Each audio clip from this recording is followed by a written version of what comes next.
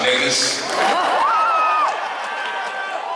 Next up, co-creator, you know him from Lawyer Squad, he does a bunch of voices, executive producer, Lionel Boyce.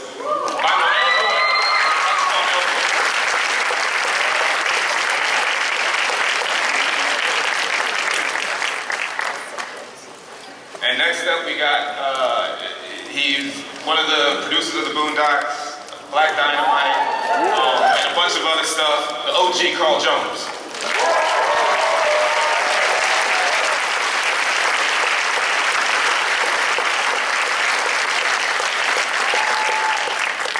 And last but not least, he's been in every show, but we like to think of him as Samurai Jack, the legendary.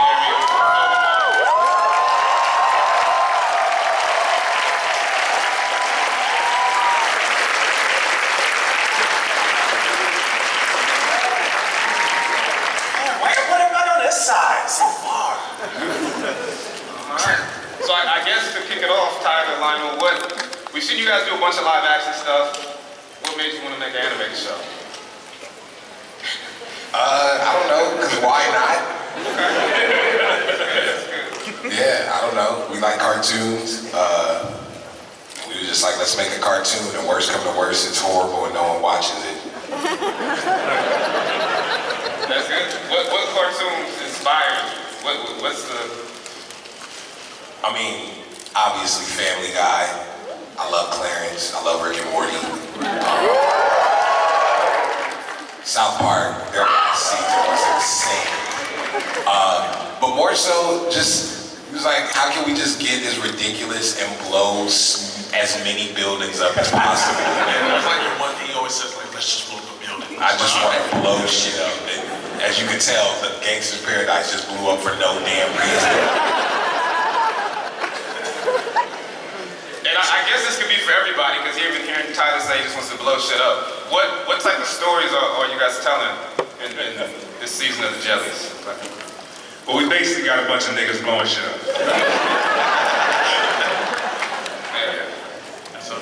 Basically,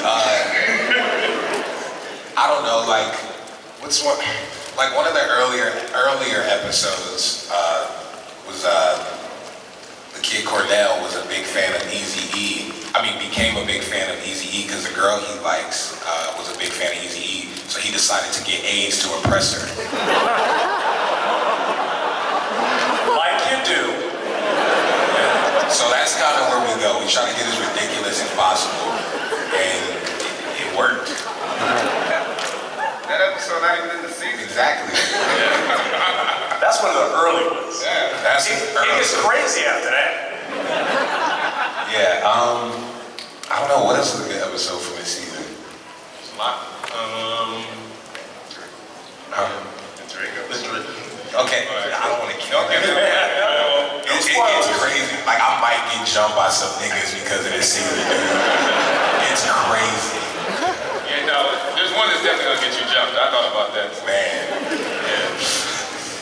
Carl, having worked on so many different shows, linking up with these two guys in particular, I guess what's the difference?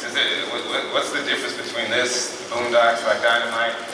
I don't know. I guess like this show it gives us a lot more free reign. I think like Boondocks was almost not even a cartoon, really. You know what I mean? Like, so this show, like, we can actually like do cartoony stuff, and like Tyler's mind is like so crazy. Like I just, you know, like it's just a great opportunity just to kind of do things that normally you would never ever see on TV. You know, because he thinks so outside the box. So I think just the freedom and just the ability to kind of break boundaries and do stuff outside of the world of like Boondocks or Black Dynamite, which is kind of, confined. Yeah. And Phil, what's the difference between playing Samurai Jack and Cornell Jelly? Well, Samurai Jack rarely catches diseases, either on purpose or no. No, man, this is a complete different, world. It's completely out of control. I don't think Samurai Jack ever had like boogers hanging out his nose, even in the new season. But no, for me, it's just like no holds barred. They like, hey, can you do this? I'm like, in 30 years, ain't nobody ever asked me to do that. Let's try it. Just like sounds and voices and, you know, things. It's like, what would it sound like if you had to do this? I'm like, you actually gonna animate that? And then Tyler, you did the music. You did a lot of music in the show, right? Yeah. You're still doing it. And you got your album out. What's the difference between scoring? I'm asking what's the difference between a lot of stuff. But what's the difference between scoring a TV show and then making your album? Is it?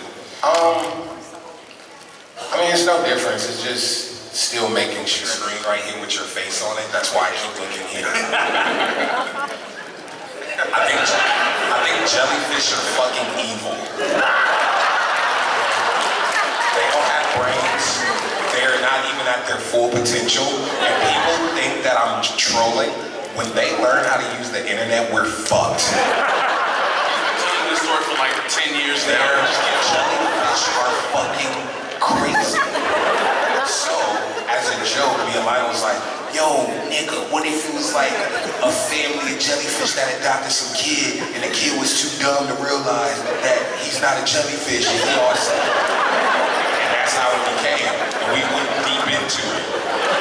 Ironically, we made the jellyfish really cool and nice, but take that away, they're fucking evil, and we can't kill sea turtles because those are the only things that fucking kill jellyfish.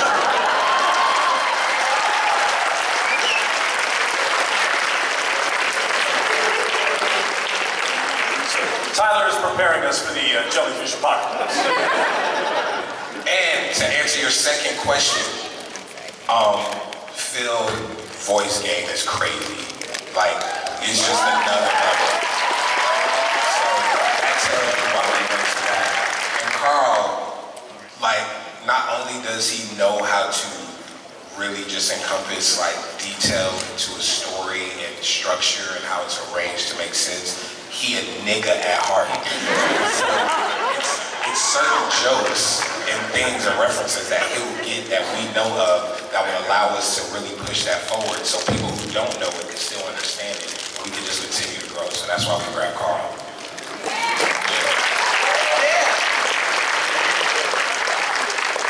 Hi.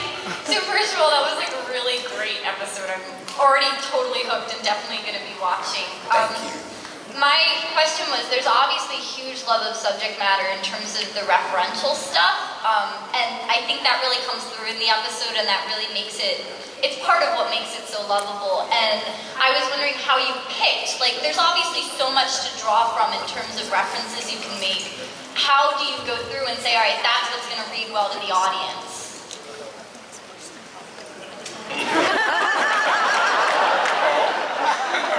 It's first come, first serve, isn't it? First thing you come. I got the same look on her face, just... I'm being Could you intimidated. repeat that question? I get it. I don't know. We kind of just go for like, first off, our first base is like, what makes us laugh? What makes us die of laughter? And then once we have 20 of those, we kind of just say, okay, let's pick our strongest 13 and kind of go from there. And at that point, it's like, well, if these niggas don't laugh, fuck them. And then we just So nobody's thinking about the fucking audience at all. Is this panel just like the Steven Universe panel was? Thank you so much. Yep. Hello. Is anybody else scared the devil is going to come right out of her face? It is. It's kind of... Was she dressed as Harvey Space Princess or am I tripping? What's up? So, I noticed that in the pilot, you know, the main character seems to be very focused on keeping his family together. It's important to him. So, in the future of the show, is it going to continue like with the family dynamic? Because we saw like the sister up in her room. Like, is there going to be a lot of like family development and things like that? I'm gonna speak for myself. The sister, KY, the girl.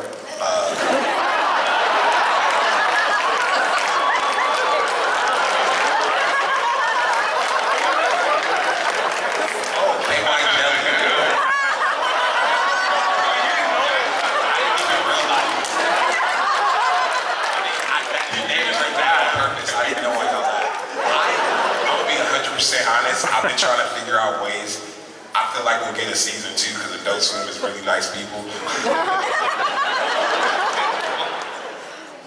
I want to kill that character off. I've been trying to figure out ways to blow her up and make the family closer because they all hate her.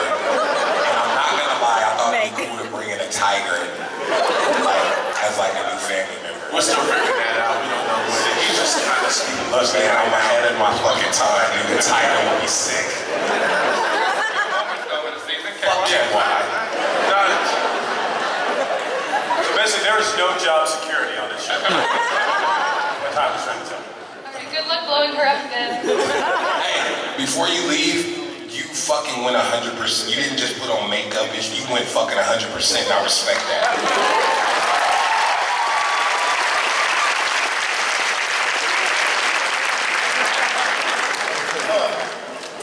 So I was wondering. What's your name, dude?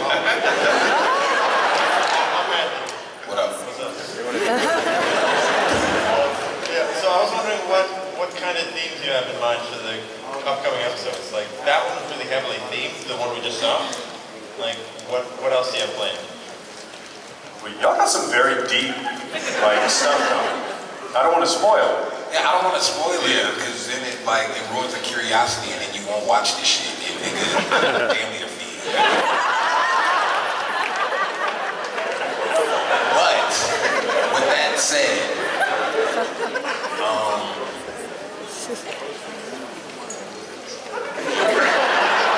What can you say about it? It's like a Senate hearing in Lionel. He's got to tune in.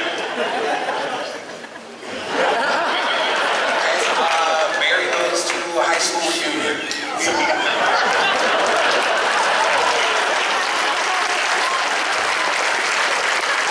Thank you, sir. Yo, huge fan since 2011. Nigga, you on coke? Why you moving so?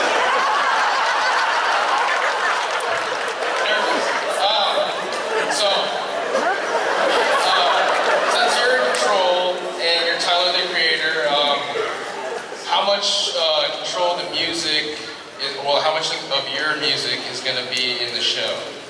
Well, I like keeping it separate.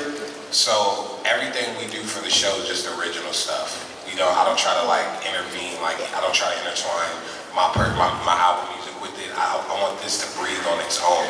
I was like, I don't even want to do many voices because I want this to live and breathe on its own. I want someone who doesn't like my music or me to be able to watch this show and still be a fan of it and just make it live in a different world. And I think over time that'll really, really happen. Awesome. I was just wondering, you making beats, because I heard some of the beats in the pilot, they sounded like your production. I was just wondering if that was you. Nigga, we already went over that I'm making all the music.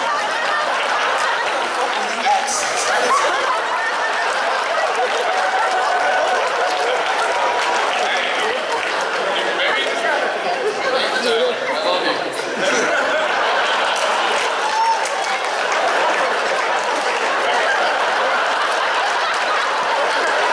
Line it up, man. Just focus on this question.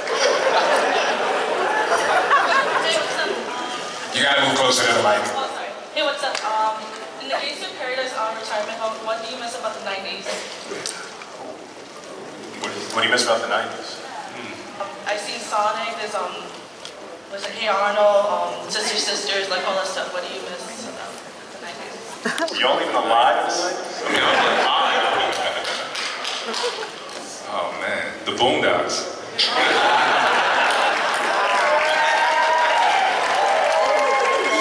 Okay, weird answer. I feel like life was more saturated in the 90s than it is now. The sky was bluer and it sounds weird, but I actually miss the way LA looked, just more colorful and saturated and rich. Dude, you got cataracts, man. You better go see something.